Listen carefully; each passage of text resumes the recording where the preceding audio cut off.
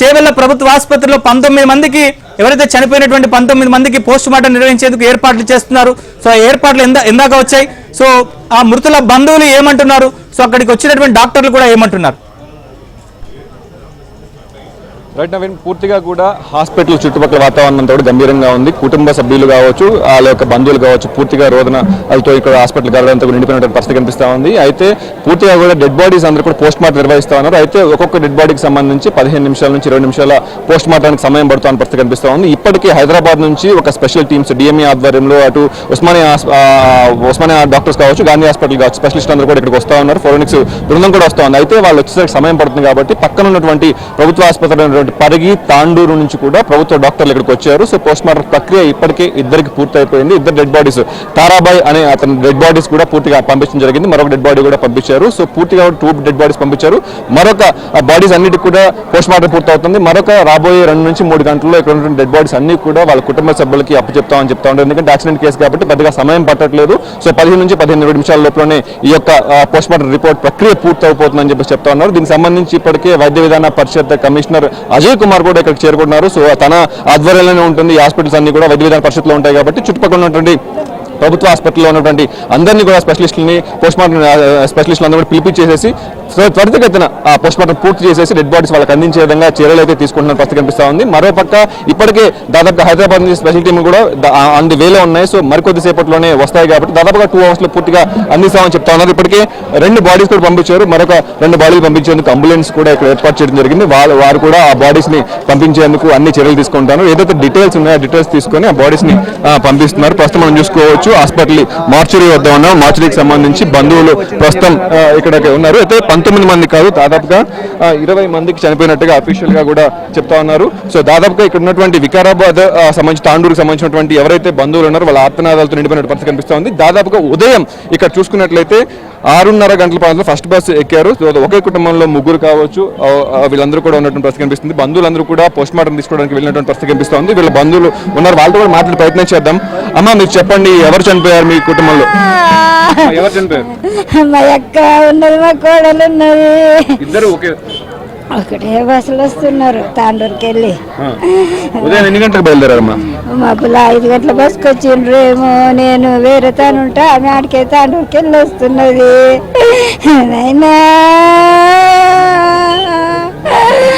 So ఇది పరిస్థితి. దాదాపుగా అందరూ చాలా మంది కూడా రోధిస్తున్నటువంటి పరిస్థితి కనిపిస్తూ ఉంది. డెడ్ బాడీస్ కూడా అప్పచెప్పేందుకు, వాళ్ళ యొక్క డీటెయిల్స్ తీసుకునేందుకు వాళ్ళకి వచ్చినటువంటి బంధువులందరూ కూడా మార్చురీ వద్దకు వెళ్ళినటువంటి పరిస్థితి కనిపిస్తూ ఉంది. అయితే ఒక సంఘటన తెలుసుకున్నట్లయితే దాదాపుగా హాస్పిటల్లో అంటే ఇక్కడ హాస్పిటల్కి వచ్చే ముందు కూడా ఒక తండ్రి సంబంధించినటువంటి విషయం చూసుకున్నట్లయితే వాళ్ళ బాబుని పూర్తిగా కూడా ఈఎన్టీ హాస్పిటల్లో చూపించేందుకు తండ్రి తీసుకొని వెళ్తా ఉన్నాడు. సో అలాంటి పరిస్థితుల్లో పూర్తిగా కూడా వాళ్ళ తండ్రి చనిపోయాడు, బాబు మాత్రం మిగిలినటువంటి పరిస్థితి కనిపిస్తుంది. మరొక కుటుంబంలో చూసుకున్నట్లయితే మనం చూసుకోవచ్చు, ఇక్కడ ఒకే కుటుంబంలో 3 చనిపోయారు. సో ఇప్పుడు దాకా కూడా బెంగళూరు, కర్ణాటక అలాంటి రాష్ట్రాల్లో చదివించిన పిల్లలందరినీ కూడా ఈ సంవత్సరం ఫైనల్ ఇయర్ ఇక్కడ చదువుతున్నారు. సో అలాంటి పరిస్థితుల్లో ఫైనల్ ఇయర్ చదువుతున్న పరిస్థితుల్లో ఒకే కుటుంబంలో 3 చనిపోయారు. అనవసరంగా చదివించాను అని చెప్పేసి వాళ్ళు భయపడుతున్నటువంటి పరిస్థితి కనిపిస్తూ ఉంది. మరోపక్క వీళ్ళు కూడా అడుగుదాం. అమ్మ, చెప్పండి, మీ కుటుంబంలో ఎవరు చనిపోయారు? మా పాపనే అంటే ఏం చదువుతాం? ఎంబీఏ. ఉదయం ఎన్ని గంటలకు బయలుదేరారు? 5 o'clock. ఏ సంవత్సరం? మీ పాప పేరు? అఖిలారెడ్డి. ఏ కాలేజ్ అండి? IIRN గచ్చిబౌలి. సో ఐఐఆర్ గచ్చిబౌలికి సంబంధించినటువంటి కాలేజ్లో చదువుతా ఉందని చెప్పి చెప్తున్నారు. ఎంబీఏ ఫైనల్ ఇయర్ చదువుతా ఉంది. సో ఎంబీఏ ఫైనల్ ఇయర్ సంబంధించినటువంటి స్టూడెంట్స్ చాలా మంది ఒకే కుటుంబంలో 3 కావచ్చు, ఇప్పుడు చదువుతున్నట్టు అఖిలారెడ్డి కావచ్చు, మిగతా అందరూ కూడా చనిపోయారు. సో సిపి కూడా మాట్లాడుతున్నట్టు ఇదే సంఘటనకు సంబంధించి.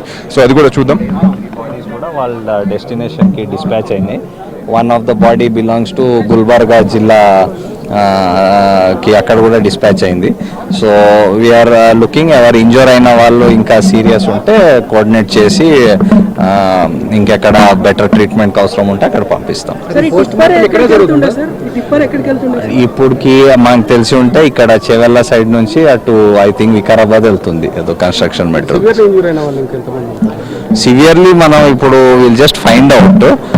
ఇప్పుడు ఉన్న వాళ్ళు ప్రైమరీ ట్రీట్మెంట్ కోసం హాస్పిటల్స్లో ప్రైమరీ ముఖ్యంగా క్షతగాత్రులు అర్జెంట్గా ఎవరైతే అత్యవసర వైద్యం అందిస్తూ ఉన్నారో వాళ్ళకి సంబంధించి పట్నం మహేందర్ రెడ్డి హాస్పిటల్కి ఇక్కడ నుంచి పంపించారు. సో ట్రాన్స్పోర్ట్ మినిస్టర్ కావచ్చు, పట్నం మహేందర్ కావచ్చు, లోకల్ లీడర్స్ అందరూ కూడా పట్నం మహేందర్ రెడ్డి హాస్పిటల్కి వెళ్ళినటువంటి పరిస్థితి కనిపిస్తూ ఉంది. పోస్ట్ మార్టం ప్రక్రియకి సంబంధించి ప్రభుత్వ అధికారులు, ఉన్నతాధికారులు అందరూ కూడా ప్రస్తుతం సిపి కూడా ఇక్కడికి చేరుకున్నారు. సో దానికి సంబంధించి ఏర్పాట్లు అయితే పంపించేందుకు ఎప్పటికప్పుడు ఆర్డీఓ రెవెన్యూ డివిజనల్ ఆఫీసర్ అటు చూసుకున్నట్లయితే తను కూడా ఉన్నటువంటి పరిస్థితి కనిపిస్తుంది. తను కోఆర్డినేట్ చేసుకుంటా ఉన్న పరిస్థితి కనిపిస్తుంది. మొత్తం మీద మనం చూసుకున్నట్లయితే దాదాపుగా 25 టన్నుల టిప్పర్ అది, ఎందుకంటే దాదాపుగా వాళ్ళకి పర్మిట్స్ కూడా ఉండవు. సో చుట్టుపక్కల క్రషర్స్ నుంచి విపరీతంగా ఇక్కడ ఉన్నటువంటి డెవలప్మెంట్ జరుగుతూ ఉంది కాబట్టి వాళ్ళకి సంబంధించినటువంటి కంకర్ సంబంధించినటువంటి లోడ్స్ వస్తూ ఉంటాయి. అన్ఎక్స్పెక్టెడ్ గా క్రషర్స్ లోంచి బయటికి రావడంతో ఇదంతా చూసుకోవచ్చు. అక్కడ చూసుకుంటే బస్సు కూడా పూర్తిగా ఇనుప ముద్దలాగా అయిపోయినటువంటి పరిస్థితి మనం ఇప్పుడు దాకా చూసాము. సో పూర్తిగా కూడా ఆ ఇనుప ముద్ద అయిపోయింది. ఒక పక్కన ఉన్నటువంటి వాళ్ళందరూ కూడా పూర్తిగా చనిపోయినటువంటి పరిస్థితి కనిపిస్తూ ఉంది. దాదాపు 16 నుంచి 18 టన్నులు మాత్రమే ఈ యొక్క టిప్పర్కి సంబంధించిన లోడ్ కేపబుల్ ఉంటుంది. కానీ 25 టన్నుల నుంచి ఒక్కొక్కసారి 28 టన్నులు కూడా వేసుకొస్తూ ఉంటారు. సో ఓవర్లోడ్ తోటి బ్రేక్స్ కూడా సరిగా పడినటువంటి పరిస్థితి కనిపిస్తూ ఉంది. అంత లోడ్ తోటి ఒక్కసారిగా ఢీకొట్టడంతో పూర్తిగా కూడా బస్సు పూర్తిగా కూడా ఇంపముద్దైన పరిస్థితి కనిపిస్తూ ఉంది. ఈ నేపథ్యంలోనే ఇంకా ఎంతమంది క్షతగాత్రులు చాలా మంది సీరియస్ గా ఉంది, ఎంతమంది చనిపోతారో అంచనా వేయలేని పరిస్థితిగా ఉన్నట్టుగా కూడా డాక్టర్స్ చెప్తా ఉన్న పరిస్థితి కనిపిస్తుంది. మొత్తం మీద అయితే చేవెళ్ల ప్రభుత్వ ఆసుపత్రి దగ్గర వీళ్ళ ఆర్తనాదాలతో రోదనలతోటి మిన్నంటిపోయినటువంటి పరిస్థితి కనిపిస్తూ ఉంది.